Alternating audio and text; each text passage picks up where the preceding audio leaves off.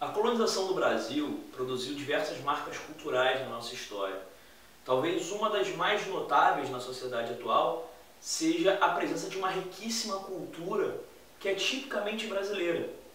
Uma cultura que foi forjada exatamente na colonização graças a um elemento, digamos, muito complicado que essa colonização apresentou: a escravidão.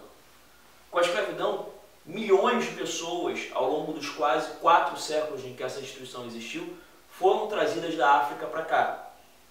Além disso, quase metade da população brasileira, em determinados momentos, chegou a ser considerada escrava.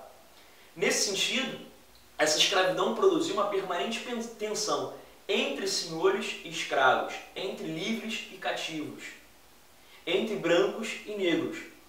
Só que dentro dessa tensão foi sendo desenvolvida uma tradição cultural associada a esses afrodescendentes no Brasil, que é bastante interessante.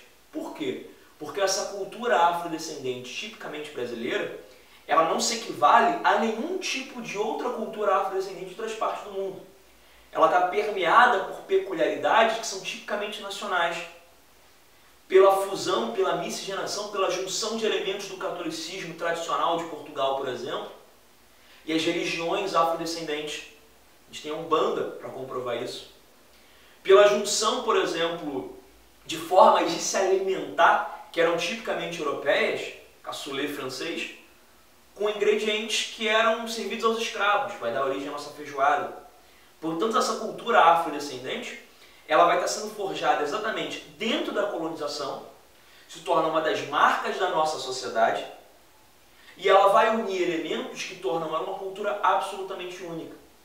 Na América, aliás, num plano mais geral, também se fala em culturas miscigenadas, em culturas mestiças.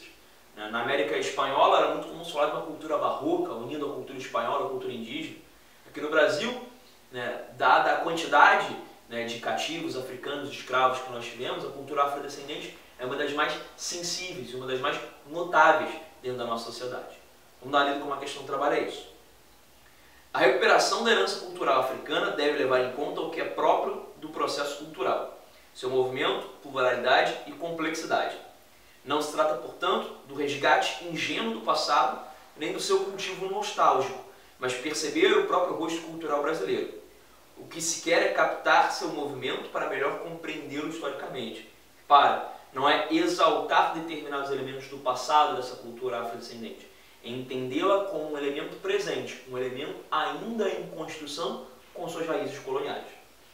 Com base no texto, a análise de manifestações culturais de origem africana, como a capoeira ou o candomblé, deve considerar que elas, o nosso gabarito vai ser letra C, derivam da interação entre valores africanos e a experiência histórica brasileira, repetindo, que ainda estão em construção.